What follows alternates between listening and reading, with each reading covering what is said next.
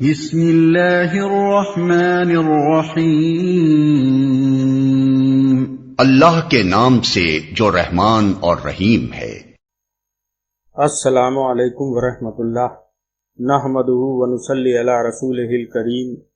اعوذ باللہ من الشیطان الرجیم، بسم اللہ الرحمن الرحیم۔ رب اشرح لی صدری ویسر لی امری واحلل عقدۃ من لسانی یفقہوا قولی۔ رب زدنی علما، رب زدنی علما، اللہم رب زدنی علما نافعا، آمین۔ شب برات کی فضیلت پر اس سے پہلے میں 2 ویڈیوز بنا چکا ہوں، جس کا لنک اسکرین پر آ جائے گا۔ اگر مکمل دیکھنا ہے تو آپ کو یہ تینوں پارٹ دیکھنا چاہیے۔ یہ شب برات کا فائنل ویڈیو ہے، تو اس طرح ان تینوں ویڈیوز کو ملا کر شب برات کی فضیلت پر پوری بات سمجھ میں آئے گی۔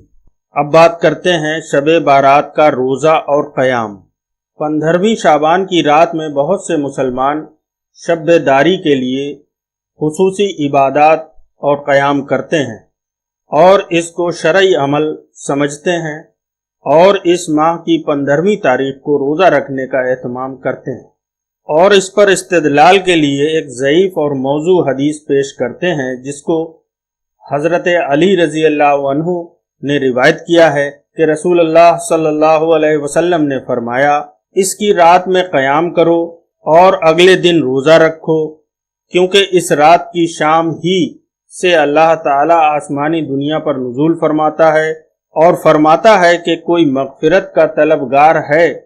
کہ اس کو معاف کروں، ہے کوئی رزق کا طلب کرنے والا کہ میں اس کو رزق دوں، ہے کوئی بیمار یا مصیبت زدہ کہ میں اس کو عافیت دوں، ہے کوئی سوال کرنے والا کہ میں اسے دوں، کیا کوئی ہے یہاں تک کہ فجر صادق طلوع ہو جائے۔ سنن ابن ماجہ حدیث نمبر 1390۔ یہ حدیث جھوٹی اور من گھڑت ہے۔ اس میں ایک راوی ابو بکر بن عبداللہ بن محمد بن ابو صبرہ قرشی ہے، جس کو محدثین نے ضعیف و متروک، کذاب اور حدیث گڑھنے والا قرار دیا ہے۔ علامہ البانی رحمہ اللہ نے اس کو شدید ضعیف اور موضوع کہا ہے۔ علامہ عبد الرحمن مبارک پوری رحمہ اللہ صاحب تحفۃ الحوزی میں فرماتے ہیں کہ 15ویں شعبان کے روزے کے بارے میں مجھے کوئی صحیح و مرفوع حدیث نہیں ملی۔ رہی حضرت علی رضی اللہ عنہ کی وہ حدیث جس کو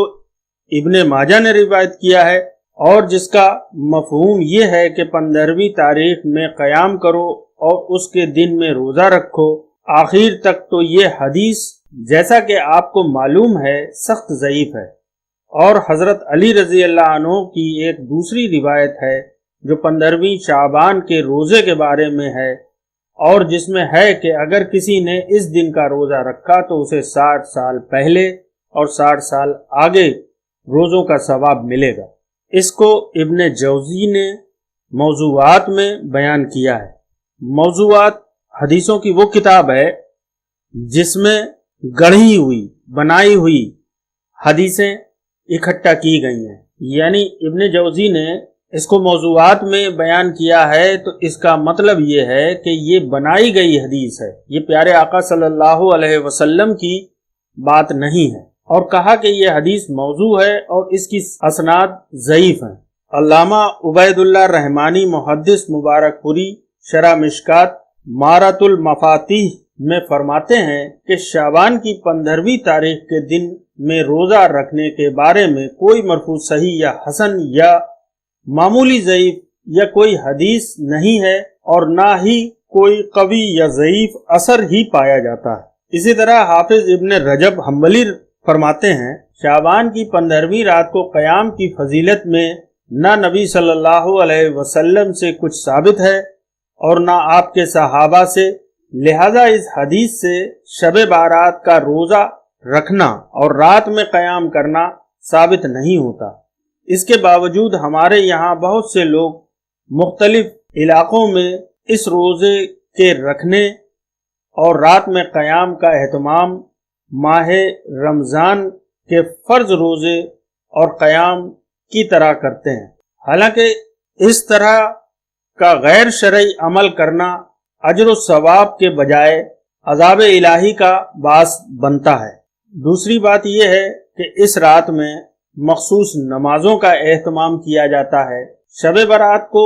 بابرکت رات سمجھ کر مساجد میں مجالس کا انعقاد ہوتا ہے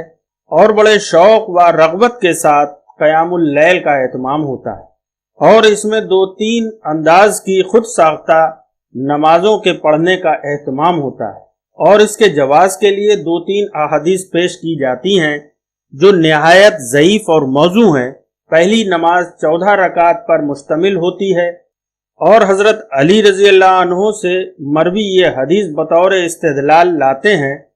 جس میں انہوں نے بیان کیا ہے نبی کریم صلی اللہ علیہ وسلم نے شعبان کی 15ویں رات میں 14 رکعت پڑھی، اس کے بعد کچھ سورتوں کی تلاوت کی، پھر فرمایا کہ جو شخص اس طرح کرے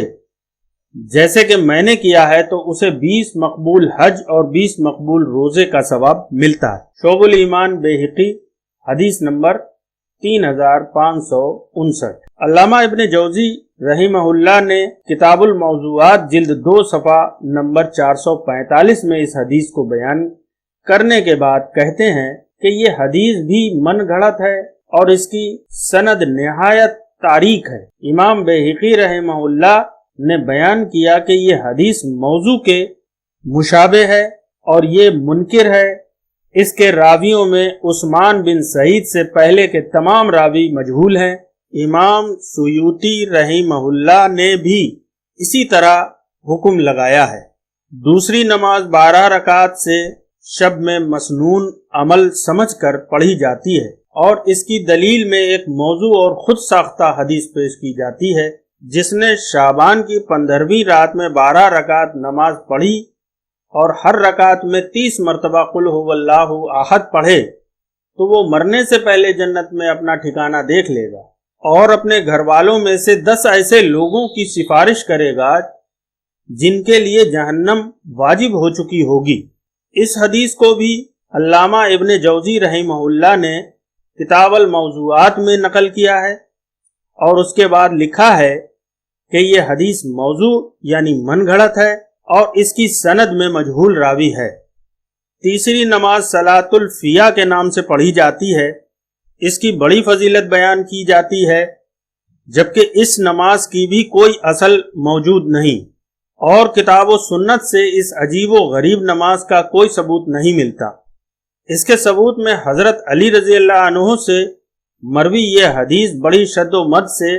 پیش کی جاتی ہے کہ رسول اللہ صلی اللہ علیہ وسلم نے حضرت علی رضی اللہ عنہ کو مخاطب کرتے ہوئے فرمایا کہ جو شخص اس رات میں 100 رکعت نماز اس طرح پڑھے گا کہ ہر رکعت میں سورہ فاتحہ اور قل هو اللہ احد 10 بار پڑھے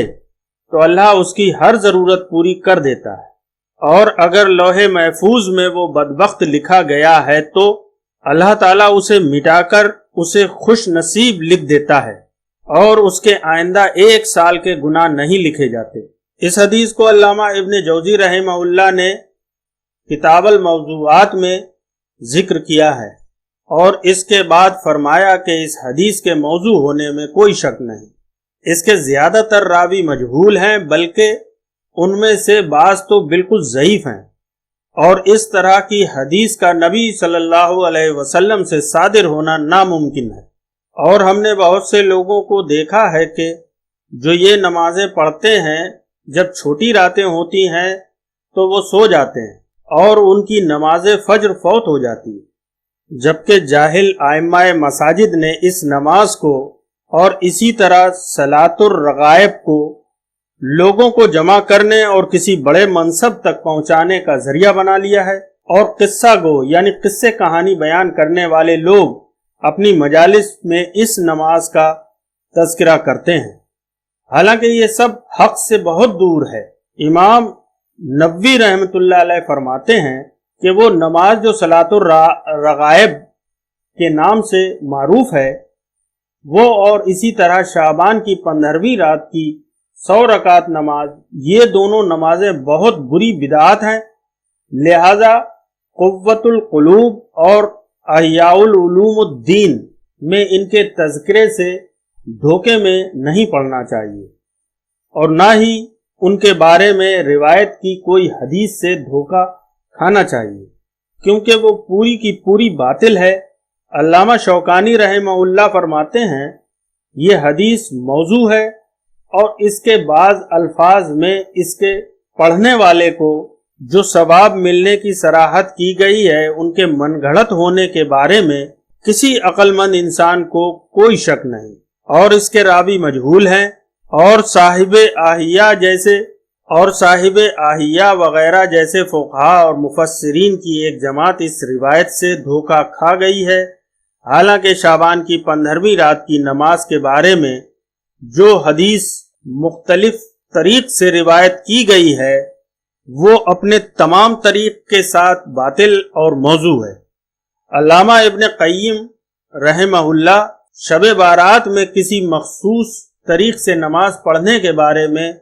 مذکورہ احادیث کو من گڑت قرار دیتے ہیں، اور فرماتے ہیں کہ تعجب ہے اس شخص پر جس کو سنن کی معمولی سی بھی معرفت ہو اور وہ اس طرح کی بکواس سے دھوکہ کھا کر نماز کو پڑھے، جبکہ یہ نماز اسلام میں 4 صدی کے بعد ایجاد کی گئی اور اس کی نشو نما بیت المقدس سے ہوئی، پھر اس کے رواج کے لیے معتدل احادیث گھڑ کر پیش کی گئیں۔ انہی میں سے یہ حدیث ہے کہ جس نے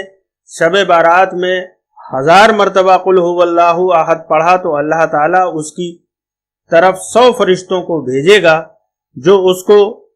بشارت دیں گے، اور یہ حدیث کہ جو 15ویں شعبان کی رات میں 12 رکعت نماز پڑھے اور ہر رکعت میں 30 مرتبہ قل هو اللہ احد پڑھے تو وہ اپنے گھروں میں سے ایسے 10 لوگوں کی سفارش کرے گا جن پر جہنم واجب ہو چکی ہے۔ اس کے علاوہ وہ جو احادیث ہیں ان میں سے کوئی بھی حدیث صحیح نہیں ہے۔ تمام علماء کرام نے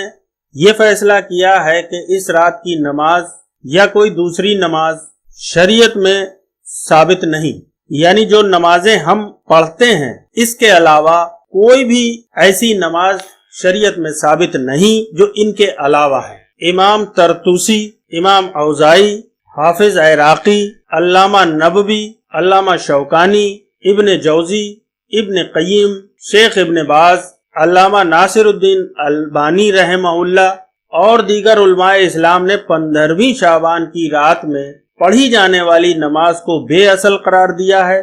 اور مشاہد علماء احناف جیسے علامہ انور شاہ کاشمیری، علامہ یوسف بنوتی، ملا علی قاری، حنفی رحمہ اللہ وغیرہ نے بھی بیان کیا ہے کہ اس رات میں کوئی خاص نماز ثابت نہیں ہے۔ چنانچہ ملا علی قاری حنفی رحمہ اللہ فرماتے ہیں کہ اس نماز کے بارے میں ضعیف یا موضوع احادیث کے علاوہ کچھ بھی وارد نہیں۔ یہ بدعت نماز پہلی مرتبہ 448 ہجری میں بیت المقدس میں ایجاد کی گئی۔ جب بعض آتش پرستوں نے اسلام قبول کیا تو وہ سب مسلمانوں کے ساتھ نماز پڑھتے تو اپنے سامنے آگ جلا لیا کرتے۔ انہی لوگوں نے اس نماز کو ایجاد کیا۔ چنانچہ جب شعبان کی 15ویں رات آتی تو وہ یہ نماز پڑھتے اور اپنے آگے آگ جلاتے تاکہ رات کو زیادہ دیر تک وہ آگ کے آگے تعظیماً کھڑے رہے۔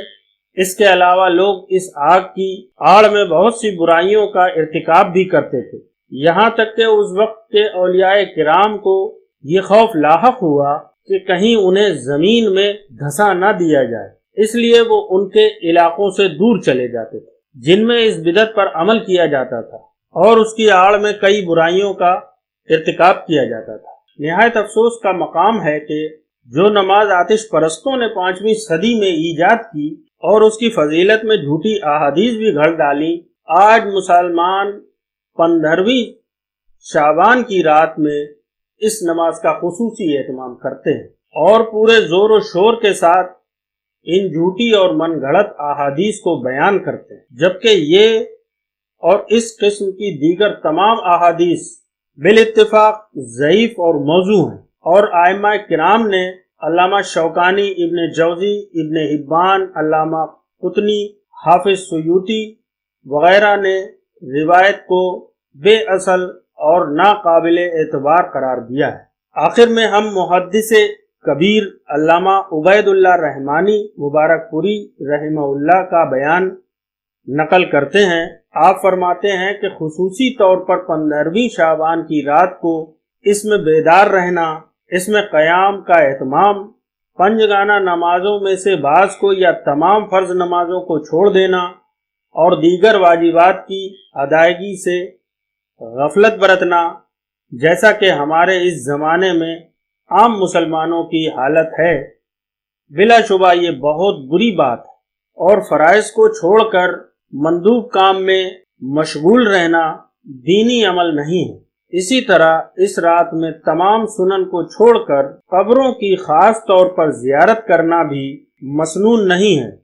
اور یہ کسی صحیح یا ضعیف حدیث سے ثابت بھی نہیں ہے۔ اس رات میں مردوں کی روحوں کی آمد و حاضری کا عقیدہ کرنا، اس کے استقبال کے لیے گھروں کو صاف کرنا، ان کی تکریم کے لیے دیواروں کو لیپ کرنا، ان کی ضروریات کے لیے چراغوں اور قندیلوں کو جلانا اور چراغاں کرنا، یہ تمام امور بلا شک بدعت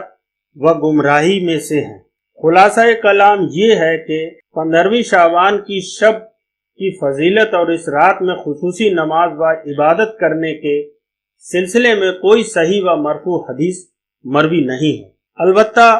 اس پورے مہینے میں بکثرت نفلی روزے رکھنے کا عمل مسنون ہے، لیکن 15ویں شعبان کی شب داری یعنی پوری رات جاگنا و قیام اور مخصوص نماز و عبادت کرنے کے لیے اور اس کے دن کا روزہ رکھنے کے لیے خاص کرنا، جو در حقیقت انفرادی اور اجتماعی طور پر قبروں کی زیارت کرنا، چراغاں اور آتش بازی کرنا، روحوں کی آمد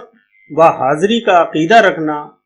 اور ان کے استقبال کے لیے گھروں کی صفائی، اگربتی و لوبان جلانا، حلوہ وغیرہ پکانا، یہ سارے امور بے اصل ہیں۔ شریعت اسلامیہ میں ان کا کوئی ثبوت نہیں ہے۔ یہ گمراہ کن بدعات ہیں جن سے بچنے کی قرآن و سنت میں تعلیم و تلقین کی گئی ہے۔ لہذا ہر مسلمان کو اسوہ نبوی کو اپناتے ہوئے ان تمام بدعات و خرافات اور باطل رسوم و رواج سے اور غیر شرعی اعمال و عقائد سے اجتناب کرنا چاہیے، یعنی بچنا چاہیے۔ اللہ تعالی ہماری اس بدعات سے حفاظت فرمائے، آمین یا رب العالمین۔